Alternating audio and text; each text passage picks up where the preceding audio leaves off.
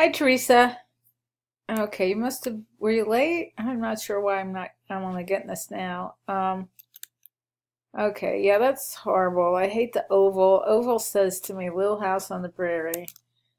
Um, there's no hierarchy, there's no focus, center justified type. Blah. I have to agree with you. That background. Ugh.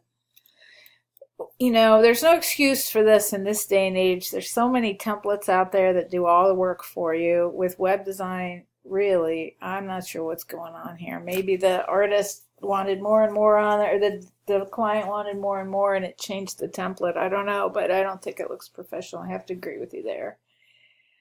Um, so this guy, you don't think that's successful branding? I guess based on him wearing sunglasses and the sort of hard to read small all cap type that he's trying to be cool.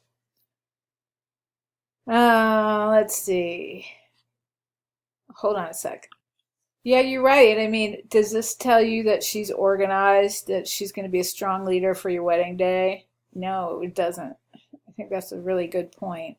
I'm gonna look at his, so you actually didn't link his site, so I can't take a good look at it, but both are good examples of maybe yes, maybe no. I would think hers definitely no. I think she's got the color palette right, but her topography doesn't look professional, and is it really worth seeing a giant hydrangea as opposed to a photograph of herself in the center of the page? It just seems like bad decisions were made.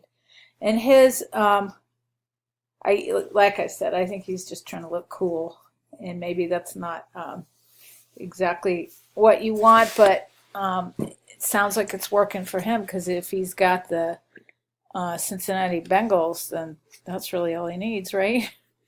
Anyway, interesting examples. Let me know if you have any questions.